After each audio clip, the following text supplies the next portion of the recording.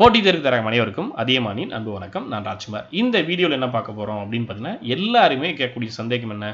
Sir நான் படிக்கிறேன், மறக்காமல் இருக்கிறது எப்படி? இல்லை படித்தது எனக்கு மறந்து போயிடுது, என்ன பண்ணால் மறக்காமல் இருக்க முடியும்? ஏன் அப்படின்னு பார்த்தீங்கன்னா, எக்ஸாமில் நம்ம படித்தா மட்டும் போதாது, டாப் ஸ்கோர் வாங்கணும். கேட்கக்கூடிய கேள்வி, ஈவன் நீங்கள் ஒரு டெஸ்ட் பேட்ச் எழுதுறீங்க, டெஸ்ட் எழுதுறீங்க அப்படின்னா கூட கேள்வி படித்த மாதிரி இருக்கும், ஆனால் தப்பு பண்ணிடுவோம். அப்போ கரெக்டாக ஆன்சர் பண்ணோம் அப்படின்னா மறக்காமல் இருக்கணும், சந்தேகம் இல்லாமல் இருக்கணும். ஒரு கேள்வியை படிக்கும் போது ஐயம் வராமல் இருக்கணும். அப்போ தான் வந்து நம்ம ஸ்கோர் பண்ண முடியும். அப்போ ஃபைனல் அவுட்புட் வரணும் அப்படின்னா என்ன பண்ணணும்? மறக்காமல் இருக்கிற மாதிரி படிக்கணும். அப்போ ஏதாவது ஒரு சாக்லேட் சாப்பிட்டாவோ இல்லை ஏதாவது ஒரு மருந்து சாப்பிட்டாவோ நமக்கு மறக்காமல் இருந்துருமா? இல்லை ஒரு கடவுளை கும்பிட்டாவோ நம்ம மறக்காமல் இருந்துருவோமா? அப்படிங்கிறத கிடையாது. அது நமக்கு யதார்த்தமான உண்மை. அப்போ என்ன பண்ணணும்? படிக்கணும். ஸோ என்னென்னலாம் பண்ணால் நம்ம மறக்காமல் இருக்கலாம், என்னென்ன டிப்ஸை ஃபாலோ பண்ணுவாங்க, டாப்பர்ஸாக இருக்கலாம், இல்லை எக்ஸாமில் நல்லா ஸ்கோர் பண்ணக்கூடிய ஸ்டூடெண்ட்ஸாக இருக்கலாம், இவங்கெல்லாம் வந்து எப்படி மறக்காமல் வச்சுக்கிறாங்க, எப்படி கரெக்டாக ஆன்சர் பண்ணுறாங்க? ஏன்னா அவங்க கூட தான் நம்ம போட்டி போட போகிறோம். அப்போ மறக்காமல் இருக்கணும் என்னென்னலாம் பண்ணலாம்? முதல்ல பொதுவான விஷயங்கள் எல்லாமே நான் உங்களுக்கு சொல்லிடுறேன். அதன் பிறகு நீங்கள் டிஎன்பிஎஸ்சி, போலீஸ் இந்த மாதிரி எக்ஸாமுக்கு எப்படி ஸ்கோர் பண்ணலாம் அப்படின்றத நான் சொல்லிடுறேன். ஸோ இது பொதுவாக எக்ஸாம் படிக்கக்கூடிய ஸ்டூடெண்ட்ஸ்க்கு ஒரு டிப்ஸ் மாதிரி இந்த வீடியோ நீங்கள் வச்சுக்கலாம். இதை ஸ்டோர் பண்ணி வச்சுக்கோங்க, இல்லை பிளேலிஸ்ட் போட்டு நோட் பண்ணி வச்சுக்கோங்க. கடைசியில் உங்களுக்கு ரொம்பவே யூஸ்ஃபுல்லாக இருக்கும். சரியா? ஓகே. முதல்ல நீங்கள் டிஎன்பிஎஸ்சி குரூப் 4 எக்ஸாம் படிக்கிறீங்க அப்படின்னா நம்ம தருமபுரி பிரான்ச்சில் ஃப்ரீ கிளாஸஸ் இருக்குது. வரக்கூடிய சாட்டர்டே சண்டே 27, 28ஆம் தேதி காலிலேருந்து சாயந்தரம் வரையும் ஃப்ரீ கிளாஸ் இருக்குது. அதை அட்டன் பண்ணிக்கோங்க, யூஸ் பண்ணிக்கோங்க. அதே போல் குரூப் 4க்கான ஆஃப்லைன் டெஸ்ட் பேட்ச் போயிட்டுருக்கு. இதே நம்பருக்கு கான்டாக்ட் பண்ணிக்கோங்க. கீழே ஸ்க்ரீனில் நம்பர் கொடுத்துருக்கேன். எஸ்ஐபிசிக்கான டெஸ்ட் பேட்ச் வீடியோ கிளாஸஸ் இது எல்லாமே பிடிஎஃப் டெஸ்ட் பேட்சாக இருக்கலாம், ஆன்லைன் டெஸ்ட் பேட்ச் எல்லாமே இருக்குது. ஏதாவது டவுட் இருக்குன்னா அந்த நம்பருக்கு கான்டாக்ட் பண்ணிக்கோங்க. குரூப் 4க்கான வீக்கெண்ட் பேட்ச் தருமபுரியில் போயிட்டுருக்கு, கோயம்புத்தூர்லையும் 2 வாரத்தில் ஸ்டார்ட் பண்ணிடுவாங்க. ஸோ வீக்கெண்ட் பேட்ச் ஜாயின் பண்ணுறவங்க இந்த நம்பருக்கு கான்டாக்ட் பண்ணிக்கோங்க. ஓகே. ஸோ இப்போ நம்ம வீடியோவில் இருக்கக்கூடிய எப்படி மறக்காமல் இருக்கணுன்றதை பார்க்கலாம். இப்போ முதல்ல நோட் பண்ண வேண்டிய விஷயம் எது அப்படின்னு பார்த்தீங்கன்னா, நீங்கள் தெளிவாக புரிஞ்சு படிக்கணும். எதை நீங்கள் படித்தாலும் தெளிவாக என்ன பண்ணணும்? புரிஞ்சுட்டு படிக்கணும். எனக்கு இது வரல சார், இது எனக்கு புரிய மாந்து அப்படின்னு விட்டுட்டீங்க அப்படின்னா ரொம்ப கஷ்டம். நீங்கள் ரொம்ப நாள் கழித்து புக் எடுக்கிறீங்க அப்படின்னா இந்த பிரச்சனை இருக்கும். இல்லை இப்போ தான் காலேஜ் முடிச்சுட்டு டைரெக்டாக நீங்கள் டிஎன்பிஎஸ்சி படிக்கிறீங்க, இல்லை போட்டித் தேர்வுக்கு படிக்கிறீங்க அப்படின்னா ரொம்ப ஈஸி. இல்லை ஸ்கூலில் நீங்கள் படிக்கிறீங்க, 8th 9th 10thலாம் படிச்சுட்டு மறுபடியும் எனக்கு 12th படிக்கவோ இல்லை இதெல்லாம் படிக்கவோ, சப்ஜெக்ட் படிக்கவோ, ஃபிசிக்ஸ் படிக்கவோ, கெமிஸ்ட்ரி படிக்கவோ, மேக்ஸ் படிக்கவோ கஷ்டமாக இருக்குது அப்படின்னா முதல்ல அது என்னதான் பிரச்சனை இருந்தாலும் உட்காருங்க. முதல்ல தெளிவாக புரியிற வரலையும் அதை விடவே கூடாது. விஷயம் இது. சரியா? முதல்ல நீங்கள் தெளிவாக புரியிற வரலையும் படிச்சே ஆகணும். இது கண்டிஷன். எனக்கு புரியல அப்படின்னா என்ன பண்ணணும்? எடுத்து புக் இது நிறைய பேர் பண்ணக்கூடிய தப்பு இதுதான். எனக்கு புரியல சார், எனக்கு வரல அப்படின்ட்டு என்ன பண்ணுவாங்க? எடுத்து புத்தகத்தை வச்சுட்டு மூடி வச்சுட்டு டிவி பார்க்கவோ மொபைல் எடுத்து படம் பார்க்கவோ போயிடுவோம். அப்படி பண்ணாமல் புரியலையா மறுபடியும் அதே புத்தகத்தோட நான் போட்டி போட போகிறேன், அதே புத்தகத்தோட நான் சண்டை போட போகிறேன், நான் சண்டை செய்ய போகிறேன் அப்படின்ற மாதிரி அந்த புக்கை எடுத்து வச்சுட்டு என்ன பண்ணும்? மறுபடியும் புரிகிற வரலையும் படிச்சே ஆகணும். சரியா? ஸோ ஃபஸ்ட்டு கண்டிஷனே தான், ஆனால் ரிப்பீட் பண்ணுறோம், தெளிவாக அது புரிகிற வரலையும் படிக்கிறோம். அப்புறம் எனக்கு படிச்சுமே புரியல, இப்போ இதுக்கு ஏதாவது சொல்யூஷன் வேணுங்கள? அப்போ என்ன பண்ணலாம்? ஏற்கனவே படித்து அது புரிஞ்சு அது டாப்பில் இருக்காங்களே அந்த சப்ஜெக்டில், இப்போ மேக்ஸ்னால் மேக்ஸ் சார்கிட்ட போய் கேட்கலாம், சயின்ஸ்னால் சயின்ஸ் சார்கிட்ட போய் கேட்கலாம், தமிழ் சார்கிட்ட போய் கேட்கலாம். இது எனக்கு புரியல, இது ஏன், என்ன, எப்படி அப்படின்றத ஏற்கனவே தெரிஞ்சவங்ககிட்ட ஸ்டாஃப் கிட்ட கேட்டாலையும் சரி, இல்லை ஏற்கனவே அந்த சப்ஜெக்டில் நல்லா படிக்கக்கூடிய உங்கள் ஃப்ரெண்ட்ஸ், எனக்கு சார்கிட்ட கேட்க கஷ்டமாக இருக்குது அப்படின்னா உங்கள் ஃப்ரெண்ட்ஸ் யாராவது இருக்காங்கன்னா அவங்ககிட்ட கேளுங்க. ஏற்கனவே அதில் நல்லா புரிஞ்சவங்க உங்களுக்கு தெளிவாக சொல்லுவாங்க. சரியா? ஸோ இது 3வது விஷயம்.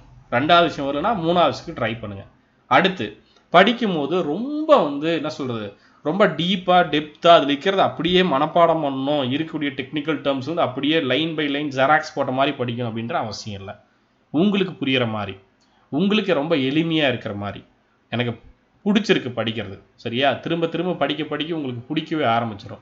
அப்போ ரொம்ப எளிமையாக படிக்கணும். நீங்கள் புரிஞ்சுக்கிறதும் அப்படியே மண்டை மேலே அப்படியே பாரத்தை வச்சுக்கிற மாதிரி இல்லாமல் அப்படியே ஒரு பஞ்சு சுமையை சுமக்கிற மாதிரி. சரியா? இது எனக்கு ரொம்ப பிடிச்சிருக்கு, ரொம்ப எளிமையாக இருக்குது அப்படின்றத நீங்கள் ஃபீல் பண்ணணும். சரியா? ரொம்ப எளிமையாக படிக்க ஆரம்பிங்க. ஒரு ஹிஸ்ட்ரி படிக்கிறேன் அப்படின்னா இது எப்படி கதை மாதிரி படிக்கிறோமோ அதுபோல் சயின்ஸையும் நீங்கள் கதை மாதிரி படிக்கணும். ஏன்னா அது நம்ம லைஃபோட ரொம்ப சேர்ந்தது. ஃபிசிக்ஸாக இருக்கலாம், ஒரு ஃபேனாக இருக்கலாம், ஒரு வாஷிங் மிஷினாக இருக்கலாம், ஒரு வாட்டர் ஹீட்டராக இருக்கலாம், இந்த மாதிரி சொல்கிறோம். ஒரு சோப்புனா கெமிஸ்ட்ரி. ஸோ இந்த மாதிரி உங்களுக்கு கூட சப்ஜெக்ட் கூட ஒரு காய்கறியாக இருக்கலாம், இல்லை ஒரு பழமாக இருக்கலாம். ஸோ எது நீங்கள் பார்த்தாலும் அது சப்ஜெக்ட்குள்ளே போகிற மாதிரி நீங்கள் பிளான் பண்ணிக்கோங்க. அப்படி படிச்சுன்னா ரொம்ப எளிமையாக இருக்கும். சரியா? அது புத்தகத்தோட மட்டும் இல்லாம நம்ம லைஃப்க்குள்ள தான் இருக்கு. அப்ப லைஃப்க்குள்ள இருந்து தான் எடுத்து புக்ல வச்சிருக்காங்க. புக்ல இருக்கிறத எடுத்து மறுபடியும் லைஃப்ல அப்ளை பண்ணோம் அப்படின்னா, நமக்கு பெருசா மறக்கவே மறக்காது. சரியா? ரொம்ப எளிமையா படிச்சிரலாம். அப்புறம் நீங்க படிக்கல அப்படின்னா எதுவுமே மாறாது. இத முதல்ல நம்ம புரிஞ்சுக்கணும். சரியா? அந்த அந்த நிலை வந்து மாறவே மாறாது. எதுவுமே கொஞ்சம் கூட நகராது. அப்ப விஷயம் நீங்க படிச்சே ஆகணும். சரியா? நீங்க படிச்சா மட்டும் தான் மாறும். யாரோ ஒருத்தர் YouTubeல சொல்லி தந்துருவாங்க. நமக்கு அப்படியே மண்டையில ஏறிரும். நம்ம அதையே போய் கொஸ்டின் பேப்பர்ல ஆன்ஸர் பண்ணிடுவோம். அப்படின்னு நெனச்சோம்னா, அது நம்மளுடைய முட்டாள்தனம். ஒரு கடவுள போய் வணங்குறோம். கடவுள் நமக்கு அப்படியே வந்து எக்ஸாம்ல மார்க் குடுத்துருவார் அப்படின்னு நெனச்சீங்கன்னா, அதுவும் முட்டாள்தனம் தான். சரியா? இல்ல ஏதாவது ஒரு ஸ்வீட் எடுத்து சாப்பிடுறேன். இல்ல இது இந்த பழத்த நான் சாப்பிடுறேன். இதெல்லாம் படிச்சோம் அப்படின்னா, சாப்பிட்டோம் அப்படின்னா, நமக்கு அப்படியே ஞாபக சக்தி அதிகமா வந்துரும் அப்படின்னாலும், அதுவும் கஷ்டம் தான். ஸோ முடிஞ்ச வரையும் என்ன பண்றீங்க? நீங்க படிக்கிறீங்க. நீங்க பிராக்டிஸ் பண்றீங்க. பயிற்சி தான். உங்களுடைய முயற்சி, பயிற்சி மட்டும் தான் உங்கள தேர்ச்சி பெற வைக்கும். சரியா? நீங்க படிச்சே ஆகணும். நீங்க படிச்சா மட்டும் தான் மாறும். அப்புறம் உங்களுக்கு புரிஞ்ச பிறகு யாருக்காவது எளிமையா சொல்ல ட்ரை பண்ணுங்க. இது அடுத்த கட்ட முறையில நீங்க செய்ய வேண்டியது. எனக்கு புரிஞ்சிருச்சு அவ்வளோதான் நான் டாப் வந்துட்டேன் அப்படின்னு நினைச்சிட்டீங்கன்னா தப்பு. என்ன பண்றீங்கன்னா, உங்களுக்கு புரிஞ்சிருச்சு அப்படின்னா, இன்னொருத்தருக்கு உங்களால புரிய வைக்க முடியுதா? ரொம்ப எளிமையா சொல்லி தர முடியுதா? நீங்க 1 வருஷமா படிக்கிறீங்க அப்படின்னா, இல்ல 6 மாசமா படிக்கிறீங்க அப்படின்னா, புதுசா வரக்கூடிய உங்க ஜூனியருக்கு, இல்ல ஃப்ரெஷரா யாராவது வராங்க அப்படின்னா, அவங்களுக்கு சொல்லி தர முடியுதா? எளிமையா அவங்களுக்கு புரியிற மாரி உங்களுக்கு சொல்லி தர முடியுதான்னு பாருங்க. அது ரொம்ப ரொம்ப முக்கியம். ஒருவேள அப்படி எளிமையா சொல்லி தர முடியுது அப்படின்னா, நீங்களும் தெளிவா படிச்சிருக்கீங்க. அவங்களுக்கும் புரியிற மாரி உங்களுக்கு சொல்லி தர முடியுது. இப்ப உங்களுக்கு மறக்கவே மறக்காது. சரியா? அதுக்குன்னு அப்படியே மண்டையில நின்றுமான்னு கேட்டா, நம்ம அடுத்து என்ன பண்ணணுன்றதையும் நான் சொல்றேன். சரியா? அவங்களுக்கு புரியல அப்படின்னா, நான் ஒரு ஃப்ரெஷருக்கு சொல்லி தரேன் சார். அவங்களுக்கு புரிஞ்சிருச்சுன்னா பிரச்சனை இல்ல. அவங்களுக்கு புரியல, டவுட் கேட்குறாங்க. ஆனா எனக்கு அந்த டவுட்ட கிளியர் பண்ண முடியல. அவங்க கேட்கக்கூடிய சந்தேகத்த என்னால தீர்த்து வைக்க முடியல அப்படின்னா, நீங்க என்ன பண்ணணும்? மறுபடியும் எடுத்து படிக்கணும். உங்களுக்கு மறுபடியும் அவங்களுடைய சந்தேகத்த தீர்க்க வைக்கிறதுக்கு என்ன பண்ணுமோ, அந்த மாரி நீங்க படிக்கணும். சரியா? அவங்களுக்கு புரியல அப்படின்னா என்ன பண்ணணும்? நீங்க மறுபடியும் படிச்சு புரியிற மாரி சொல்லித்தாங்க. சரியா? சார் இதெல்லாம் என் வேலை இல்ல. இதனால என் டைம் வேஸ்ட் ஆகும்னு நெனச்சீங்கன்னா, அங்க தான் நம்ம கொஞ்சம் மாறுபட்ட கருத்துக்கு வரோம். என்ன அப்படின்னா, படிக்கிறத உங்களுக்கு அதிகமா தான் குடுக்கும் ஒழிஞ்சு எதுவுமே வீணாகாது. சரியா? நம்ம கல்விய பத்தி நெறைய மேற்கோள்கள் படிச்சிருப்போம். அப்படி இருக்கும்போது, நீங்க திரும்பவும் அந்த சந்தேகத்த தீர்க்கும்போது, அதுவே எக்ஸாம் ஹால்ல வந்துச்சுன்னா, அங்க நமக்கு மார்க் இருக்கு. சரியா? அதுக்குன்னு லைஃப் முழுக்க மார்க்குக்காக படிக்கணும்னு நான் சொல்ல வரல. பட் ஒரு போட்டித் தேர்வுன்னு வரும்போது, அதுவும் பெரிய ரோல் ப்ளே பண்ணுதுன்றதுக்காக நான் சொல்றேன். பட் புரிஞ்சு படிக்கிறது ரொம்ப ரொம்ப முக்கியம். சரியா? அடுத்து பாருங்க. எனக்கு இப்ப இது எனக்கு தெளிவா புரியல. அப்ப நான் எங்க போய் தேடணும்னா, புத்தகத்துல முதல்ல தேடுங்க. எடுத்த உடனே போய் நெட்லயோ, இல்ல மொபைல்லயோ ஏதாவது ஒரு இடத்துல தேடலாம். நெறைய இருக்கும். அங்க படிச்சுக்கலாம் அப்படின்னு பார்த்தீங்கன்னா, அங்க தான் தப்பு பண்றோம். புத்தகத்துல தேடி படிங்க. புக்ல தேடி படிக்கிறது ரொம்ப ரொம்ப அவசியம். சரியா? ஏதோ ஒரு சோர்ஸ அப்படியே நம்பிட்டு இருக்க வேண்டாம். நமக்கு இருக்கக்கூடிய அதிகாரபூர்வமான அங்கீகரிக்கப்பட்ட ஒரு மெட்டீரியல் அப்படின்னா, அது சமச்சீர் புத்தகம் தான். ஸோ சமச்சீர் புக்க வச்சு படிங்க. சரியா? சந்தேகம் வந்துச்சுன்னா அங்க முதல்ல தேடுங்க. நமக்கு அப்பதான் என்ன ஆகும்? இது இங்க பார்த்தோம். இந்த பக்கத்துல படிச்சோன்றது ஞாபகம் வரும். நெட்ல ஏதோ ஒரு லிங்க்ல தேடி படிக்கும்போது, அந்த ஒரு நம்பகத்தன்மை உங்களுக்கு வராது. அந்த ரீகால் பண்ணக்கூடிய ஹேபிட்டும் வராது. அப்புறம் உங்களுடைய நோட்ஸ் படிக்கும்போது இது எல்லாருமே பண்ணுவீங்க. நீங்க ஸ்கூல் படிக்கிறவங்களா இருக்கலாம், போட்டித் தேர்வுக்கு படிக்கிறோம், எப்படி இருந்தாலும் உங்களுடைய நோட்ஸ் தான் கடைசி எக்ஸாம் ரிவிஷனுக்கு ரொம்பவே யூஸ்ஃபுல்லா இருக்கும். அப்ப உங்களுடைய குறிப்பு எதுக்கு யூஸ் ஆகும் அப்படின்னு பார்த்தீங்கன்னா, யாரோ ஒருத்தர் ஏதாவது சந்தேகம் கேட்கும்போது அந்த இடத்துல உங்களுக்கு சொல்லி தர முடியல, தெரியல அப்படின்னா, மறுபடியும் உங்க நோட்ஸ்ல ஏன் நமக்கு தெரியல, என்ன விஷயம்ன்றத மறுபடியும் அந்த நோட்ஸ்ல நோட் பண்ணுங்க. சரியா? ஸோ உங்களுடைய நோட்ஸ் தனித்துவமா இருக்கும். அந்த நோட்ஸ் தான் நமக்கு எக்ஸாம்ல டாப் ரேங்க் வாங்குறதுக்கு யூஸ்ஃபுல்லா இருக்கும். அப்புறம் புத்தகத்துல இருக்கிறத அப்படியே மனப்பாடம் செய்யணும் அப்படின்ற அவசியம் இல்ல. உங்களுக்கு என்ன மாரி புரியுதோ அப்படி படிங்க. ஆனா பொருள் மாறக்கூடாது. படிக்கக்கூடிய கன்டென்ட்க்கான கதையோ, அதனுடைய உட்பொருளோ, அதனுடைய கருப்பொருளோ மாறவே கூடாது. ஆனா புரியிற மாரி படிக்க முடியும். திரும்ப திரும்ப படிக்கும்போது ரிலேட் பண்ணிக்க முடியும். ஒரு விஷயத்த இன்னொரு விஷயத்த கூட கம்பேர் பண்ண முடியும். அது கூட தொடர்பு படுத்திக்க முடியும். நம்ம வாழ்க்கை கூட நான் சொல்றேன் இல்லையா? அதுபோல உங்களுக்கு புரியிற மாரி தெரிந்தபடி பொருள் மாறாம ரிலேட் பண்ணி படிங்க. மனப்பாடம் மட்டும் பண்ணாதீங்க. இந்த லைன அப்படியே திரும்ப திரும்ப மனப்பாடம் பண்றேன். ஒரு கலிங்கத்து பரணி படிக்கிறீங்க. கலிங்கத்து பரணிய யார் எழுதுனாங்க? சமகால புலவர்கள் யார் யாரு? எத்தன தாலிசிகள் இருக்கு? அப்படின்றத மனப்பாடம் பண்ணாம, அப்படியே அந்த காலத்துக்கூடயே டிராவல் பண்ற மாரி நெனைங்க. அது எந்த நூற்றாண்டுல நடந்துச்சு? அந்த நூற்றாண்டுல வேற என்னலாம் இருந்துச்சு? இந்த போர் எப்படி நடந்துச்சு? அப்படின்றத ஏற்கனவே டீச் பண்ணியிருப்பாங்க இல்லையா, அது கூட ரிலேட் பண்ணிங்கன்னா ரொம்ப எளிமையாக இருக்குது. ஏன்னா புக்லேயே அது கதைகள் ரொம்ப அழகாக கொடுத்துருப்பாங்க. அப்படி படிக்கும்போது உங்களுக்கு மறக்காது. அதை விட்டுட்டு நான் அப்படியே படிக்கிறேன், தாலிசுகள் 599 எழுதியவர் செயங்கொண்டார் அப்படின்னு திரும்ப திரும்ப படிக்கிறோன்னா அது ஒரு மாதம் கழிச்சு மறந்துடும். சரியா? அப்போ உங்களுக்கு புரிகிற மாதிரி, உங்களுக்கு தெளிவாக புரிகிற மாதிரி படிச்சிங்கன்னா போதுமானது. சரியா? அப்புறம் தேர்வுக்கு படிக்க ஆரம்பிக்கும் பொழுது போட்டியை புரிஞ்சுக்கிட்டு தான் என்ன பண்ணணும், பாடத்தை புரிஞ்சு படிக்கணும். சரியா? எந்த அளவு நீங்கள் இவ்வளோ ரேங்க் எடுத்தால் தான் நம்ம போஸ்டிங் போவோம் அப்படின்ற ஒரு புரிதல் உங்களுக்கு இருக்கு இல்லையா? அப்படி தானே படிக்க வரோம். இப்போ ஒரு போட்டித் தேர்வே எடுத்துக்கலாம். குரூப் 4 ஒரு 10 லட்சம் பேர் எழுதுறாங்க. ஆனால் ஒரு 10,000 வேகன்சி வருது அப்படின்னா மீதிக்கிற எல்லாரும் எப்படியும் வெளியே தான் போக போகிறாங்க. அப்போ எவ்வளோ போட்டி இருக்குன்னு தெரிஞ்சு தான் உள்ளே வரும். நம்ம இந்த ரேங்க்குள்ளே வாங்கணும். ஒரு கம்யூனிட்டி ரேங்க் அப்படின்னா ஒரு டாப் 100 டாப் 200க்குள்ளே வரணும்னு நம்ம முடிவு பண்ணி படிக்கிறோம் இல்லையா? அதுபோல் பாடத்தையும் புரிஞ்சுக்கணும். இந்த போட்டியை நம்ம எந்த அளவுக்கு புரிஞ்சுக்கிறோமோ அதே போல் லெசனையும் புரிஞ்சுக்கிட்டோம் அப்படின்னா நமக்கு பெரிய டைம் சேவ் ஆகும். திரும்ப திரும்ப எடுத்து படிக்கணுன்ற அவசியம் இல்லாமல் போகும். சரியா? ஸோ ஒரு டைம் படிக்கும்போது கொஞ்சம் நல்லா தெளிவாக டைம் எடுத்துக்கிட்டாலும் பரவாயில்ல அப்படின்ட்டு தெளிவாக படிங்க. சரியா? இது பொதுவான விஷயங்கள். இவ்வளோ நேரம் நான் சொன்னது எல்லாமே பார்த்தீங்க அப்படின்னா எந்த எக்ஸாமுக்கு நீங்கள் படித்தாலும் ஸ்கூல் லெவல்லேருந்து எப்போ எங்கே படித்தாலும் இதெல்லாம் பொதுவான விஷயங்கள். இப்போ போட்டித் தேர்வுக்குனே பொதுவாக படிக்கும்போது நான் என்ன ஷேர் பண்ணணும், குரூப் 4ஓ பிசிஓ எஸ்ஐயோ ஃபாரஸ்டோ எஸ்எஸ்சியோ ஆர்ஆர்பியோ எந்த ஒரு எக்ஸாமாக இருந்தாலும் நான் படிக்க வரும்.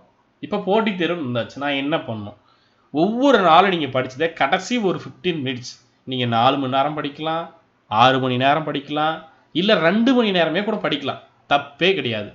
ஆனால் ரிவிஷன் செய்யறதுக்குன்ட்டு திருப்புதல் செய்வதற்கென்று கடைசி 15 நிமிடம் கண்டிப்பாக ஒதுக்கியே தீர வேண்டும்.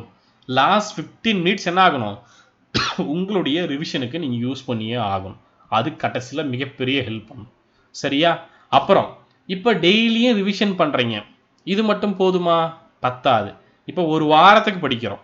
ஒரு வாரத்துக்கு படிக்கிறத கடைசி வாரம் ஒரு முறை 6 மணி நேரமாவது ரிவிஷன் பண்ணுங்க. இது நீங்கள் படிக்கக்கூடிய டைமை பொறுத்து மாறும்.